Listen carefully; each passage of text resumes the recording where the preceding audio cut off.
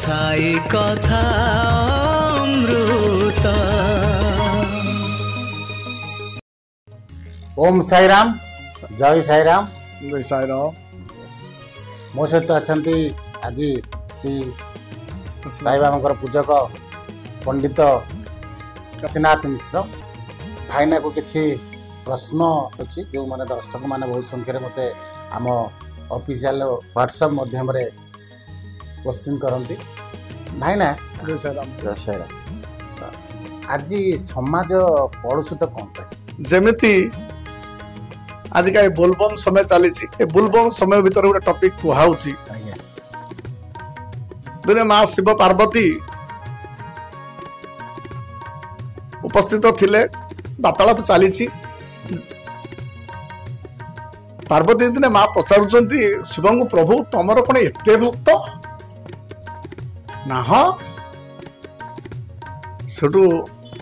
माँ से कहते प्रभु तुम भक्त को मोर कहीं मन हो परीक्षा करने ना माँ तुम कर तुम जगत जननी विश्वर कल्याण तुम तो विश्व को सृष्टि कर तुम तो रक्षा कर तुम भी परीक्षा कर तुम संतान को तुम जहाँ करा तुम कर ना ठीक अच्छे टे परीक्षा कर शिव पचारे कहले ठीक अच्छे परीक्षा करने पूर्वर मोर गोटे कथा अनुरोध रखिए जो कथाटा कि आपण को आ मो भीतर सीमित रन्यत्र लोक कहीं जानवे ना आ मो जो सर्तटा से सर्तटा आपण माने रक्षा करेंगे ठीक अच्छे कौ सर्त कहतु ना समाज को जदि आपण मर्त्यपुर को जीवे ताले कौन देवतु रूप गले धरा पड़ कौन मानव रूप धारण कर हाँ ठीक अच्छे प्रभु माँ पार्वती मानव रूप धारण करवा एवं शिव से मागिने मु सब रूप धारण करी काली पुराण रहा सभारूढ़ा महाभीमा घोर दुष्ट हसन्मुखी चतुर्भुजा खड़गमुंड बरा भैया क्रम शिवा मुंडमालाधरम देवी लाल जीवा दिगंबरा एवं संचिंतित देवी संसार लयवासिनी सभारूढ़ सेठू माँ पार्वती हाड़िया नहीं गोटे बेश धरिले शिव गोटे हाड़ी बेश धरिले दुई जन मर्त्यपुर को आसिले बोलबम पानी धरले पानी गंगारू बुड़ मारे गंगारू पानी उठेले आसिले शिव कतिर द्वार ही शिव सेठू सब सेठू धरले कौन रूप ना सभारूढ़ा माने शिव सब हो गया सेठू माँ पार्वती कही मुझे सब हो मोर बाउंगी भारटा तू नहीं कि गंगारे शिव मस्तक ढाली मो मानसिक पूरण कर तमें जदि न जाई पार ये बाउंगी अन्यत्र लोक दब जहाँ मन पाप न सी बाउंगी धरिकी नहीं जीव जहाँ मन पाप थी ये बाउंगी धरला माने सी एमती सब हो आश्चर्य कथा एमती कहले कि धरवे देखु सेठू किसी बाट गला अनेक लोक आसिले सब पड़ी पार्वती माँ कांदुंट हाड़ियानी रूप बाउंगी दुईटा थुआई समस्त कहते माँ कहीं तुम कांदुच ना मो स्वामी आसते मानसिक थिला मरीगल चलीगले जेहेतु मानसिक पूरण हो पार ना मत दिंतु मुझे बाउंगी नहीं शिव मस्तक ढाली देवी पानी जोटा मानसिक पूरण हो आपणकर कार्य भी सिद्धि होमती कहीकि किसी बाट गला पार्वती से पचार टे रुहतु से बाउंगी धरिया पूर्व स्वामी कही जाइए जहाँ मन में पाप ये बाउंगी टी धरवे ये कहबार तात्पर्य होची आजिका समय बोलबम जाऊा व्यक्तित्व एवं बोलबम शिव मस्तक पानी ढालुवा व्यक्ति एवं समस्त जन समाज जागरण करने व्यक्तित्व कथाटा कहुच्छी से माँ पार्वती कहते जहाँ मन में पाप न बाउंगी धर से बाउंगी नहीं जीव आ जहाँ मन पाप थी ये बाउंगी धरले से सब हो कौन है ना सी व्यक्ति स्वामी स्त्री दुई जन कहला राई आमे तो जहाँ पाप अच्छी आमे कौन पाप ना आमे धरला मरजा आमे कहीं थाऊ पलैबा एमती अनेक लोक आसिले संध्या आसी है अनेक भक्त गले समस्त मनरे पाप भरी होगी पानी नहीं जाऊँ पुण्य ना से पार्वती चिंता कले माँ जगत जननी देखिला ये संसार रे समस्त पापर मन लेके जाऊँ किंतु पुण्यात्मा कहांती संध्या ही आसिला सूर्य अस्त हो आसला दुई जन बुढ़ा बुढ़ी थरी थरी आसिले आसी पहुँचले शिव मंदिर आगे देखला बेलू माँ कादुची सब होके जो स्वामी पड़ी से पचारे कहीं माँ कांदुच ना कांदार कारण मो स्वामी बांगुटी नहीं आसते शिव मस्तक पानी ढाली था बांगुटी द्वारा नहीं कि शिवंकर मनस्कामना पूर्ण करते परिवार मनस्कामना पूर्ण करते जेतु ढाली पारे ना पानी जेतु देहांत होगा ये पानी टिके ढालिया अनेक भक्त गले किंतु कहीं नौना ना माँ मत दिंतु मु नहीं ना से नवा कथा नहीं से नहले किसी असुविधा ना किंतु से गोटे सर्त रखी जहाँ मनरे पाप नथिबो ये बांगी नहीं आपण शिव मस्तक पानी ढालिबे जी पाप थी आपण सब हो कहले माँ देखु मो मन पाप ना कौट पाप आसब जेतु शिव अति सुंदरमय एवं सौंदर्य शिवों नहीं जाऊँ पानी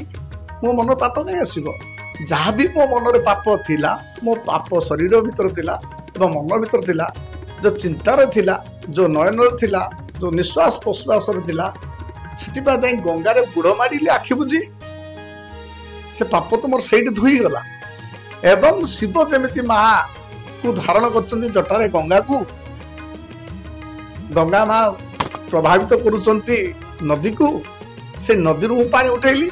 धुई गली पाप मो मन पाप ना कि मो शरीर में पाप ना तापर बुड़ी की उठला पर मो बाउंडी तीर पानी जो अच्छी गंगा माता मो कांधर रही मो शरीर पाप पशिला केतबेले जहाँ थिला पाप धोई देछि आ जहाँ भी मो शरीर थी माँ गंगा माता मत शौच कर दी मो मन पाप ना से बाउंडी दिंतु मुझे नहीं मु भी मरबी ये कही से बाउंडी धरिले एवं हर हर महादेव कही आगू आगू का पथान पथान चलिले दुई जन स्वामी स्त्री बहुत कष्ट गला बाउंडी भार ओजन है कहले बा ये बाउंडीटा कौन एत ओजन है मु कौन एत बड़ भूल कली जोटा कि मुझे टेकी पार्ला बेले शक्ति ना मुझे बुढ़ा लोक चलि हो प्रभु तुम्हें मत पथान बाट देखाओ यही कथा कही कही प्रभु आगू का चलला से टाइम प्रभु अनेक वर्षा बात्या पवन करें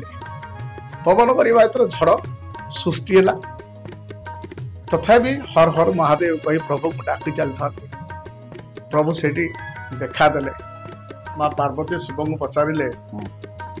ये झड़ बात्या भितर भी तमर भक्त केते दृढ़ता सहित मनरे स्वच्छंद थाई मनरे आबिलता किसी न रखी हर हर महादेव कही मन भर पाप न रखी तुम पानी आनी शिव मंदिर पाखापाखि पहुँचला आते परीक्षा तक कर माँ पार्वती कहले परीक्षा नहीं ताकू दर्शन दबा सेठू शिव पार्वती स्वयं दर्शन कही जे संसार रे अनेक लोक अच्छा देउल को जाऊँ समस्त मनर स्वच्छता नहीं समस्त मन पवित्रता नहीं समस्त मन रे कौन नहीं ना आबिलता स्वच्छंद न रखी भगवान को जो जिनसटी नौ तो स्वच्छ भाव मनुष्य पवित्र मन रे पवित्र भाव समर्पण कले भगवान ग्रहण करती से गोटे क्वेश्चन रहा जे भगवान गति के लोक जाइछते अनेक आप जगह आम देखीचु जे कदली खाइला बेलू ने गोटे बड़ कदली ने देशी कदली चपा कदली बाछिकी ने कि भगवान गति गला बेलू दौना गोटे कदली दियो ठाकुर दी छोटा दियो मनुष्यर भावनाटा केते नीच स्तर देखु कहीं ନିଜେ ଖାଇବା ପାଇଁ ନିଜ ଆତ୍ମା ଭିତରେ ଭଗବାନ ସେଇ ଅଛନ୍ତି, ସେ ନିଜେ ବି ଅଛନ୍ତି, କିନ୍ତୁ ସେଇ ଭଗବାନ କତିକି ନେଇ ଗଲା ବେଳକୁ ଛୋଟଟି ଦିଅ। କାହିଁକି ମଣିଷର ଭାବନା ଏତେ ଛୋଟ? ତମ ଶରୀର ଭିତରେ ଯୋଉ ଆତ୍ମାଟା ଖାଉଛି ନା, ସିଏ ବି ସେଇ ଭଗବାନ ମାନବ ଭିତରେ। ପ୍ରତ୍ୟେକ କୀଟ ଜୀବଜନ୍ତୁ ଭିତରେ ସେ ଭଗବାନ ଅବତାର ପ୍ରତ୍ୟେକ ସମୟରେ ହଉଛି। କିନ୍ତୁ ମଣିଷର ଭାବନା ରହୁଛି କଣ ନା, ଠାକୁର ଗତି ନେବେ ତ କଦଳୀଟା ଛୋଟ ଦେଲେ ଚଳିବ, କିଛି ଅସୁବିଧା ନାହିଁ। ନିଜେ ଖାଇଲା ବେଳକୁ ଗୁଆ ଘିଅ ଖାଇବେ, କିନ୍ତୁ ଠାକୁରଙ୍କ ଦେହରେ ବାଲାଟି ଦୀପଟି ଜାଳିବେ। ଏ ମଣିଷର କଳିଯୁଗରେ ଏମିତି ଭାବନା ସୃଷ୍ଟି ହେଇଛି, ତାକୁ ସମାଜରେ ପରିବର୍ତ୍ତନ କରିବା ବହୁତ କଷ୍ଟକର ହେଇଛି। ଯୋଉ ଲେଖା ହେଇଛି ଆପଣ ପୂଜା ଭଗବାନ କହୁନାହାନ୍ତି ଆପଣ ଯାଇ ପୂଜା କରନ୍ତୁ ବୋଲି। ଭଗବାନ କହିନାହାନ୍ତି ଆପଣ ମୋ ଘରେ ଆସି ମୋ ଉପରେ ଢାଳି ଦିଅ 50 କିଲୋ କ୍ଷୀର ଆସିକି, କିନ୍ତୁ ପାଏ କ୍ଷୀର ହଉ, ଭଲ ଗୁଆ ଘିଅ ଟିକେ ହଉ, ଏବଂ ଯୋଉ ଫୁଲଟି ତୁଳୁଛନ୍ତି ଶ୍ରଦ୍ଧା ସହିତ ତୁଳନ୍ତୁ, ଭକ୍ତି ସହିତ ତୁଳନ୍ତୁ। ଭଗବାନଙ୍କୁ ଗୋଟେ କଥା, ଯୋଉ ମା ମାନେ ଯୋଉ ଭାଇ ମାନେ ମନ୍ଦିର ଯାଉଛନ୍ତି, ଗୋଟେ କଥା ପଚାରିବି, କହିପାରିବେ ତାର ଉତ୍ତର ଆପଣଙ୍କୁ ରହିଲା। ୟା ତ ଦେବେ ଯେ ତମେ ତ ବେଲପତ୍ର ନେଲ ଭାଇନା ମସ୍ତକରେ, ଶିବଙ୍କ ମସ୍ତକରେ ଚଢେଇ ଦେଲେ, ତାପରେ କାଢିଲେନି, ଫୋପାଡ଼ି ଦେଲେ କୋଉଠି? ଯେ ଶିବଙ୍କ କୁଣ୍ଡରେ, ଫୁଲ କୁଣ୍ଡରେ। ପାଣି କ୍ଷୀରଟି ନେଲ, କ୍ଷୀର ତ ମସ୍ତକରେ ଢାଳି ଦେଲେ, ସେ କ୍ଷୀର ବୋହିକି ପଳେଇଲା କୋଉଠି କି ନା ପାଦୁକା କୁଣ୍ଡକୁ। ଧୂପଟି ନେଲ, ଧୂପଟି ବୁଲେଇ ଦେଲ ଠାକୁରଙ୍କ ନାମ ଧରି, ଧୂପଟି ଖୋସିଦେଲ, ସେ ଜଳି ଜଳି ପାଉଁଶ ହେଇଗଲା, ସେଠି ପଡିଗଲା।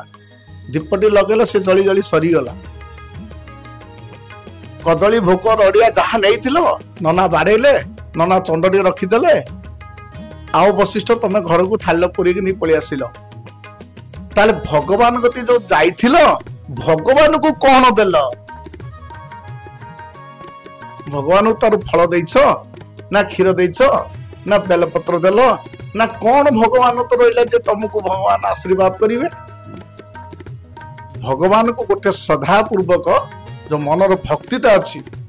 ମନର ଯୋଉ ଶ୍ରଦ୍ଧାଟା ଅଛି, ସେଇଟା ଭଗବାନଙ୍କୁ ସମର୍ପିତ କରିଦିଅ, ତେବେ ଯାଇ ମାର୍ଗଦର୍ଶକ ହେଇପାରିବ। ସେଇଠି ସେ ବୁଢା ମଉସାଟି କଣ ନା, ସବୁ ମନରେ ପାପକୁ ଗଙ୍ଗାରେ ଧୋଇଦେଲା ଏବଂ ମନଟାକୁ ପ୍ରଭୁଙ୍କ ପାଖରେ ରଖିଦେଲା। ତାପରେ ପଥକୁ ଆଗକୁ ଆଗକୁ ଚାଲିଲା। ଭଗବାନ ପରୀକ୍ଷା ନେଲେ ସତ, କିନ୍ତୁ ସେ ଲାଷ୍ଟ କଣ ହେଲା? ବିଜୟ ହେଲା। ବିଜୟ ହେଲା ପରେ ଭଗବାନ ତାକୁ ଦର୍ଶନ ଦେଲେ ଏବଂ ସେ ମୁକ୍ତି ପଥ ବାଟ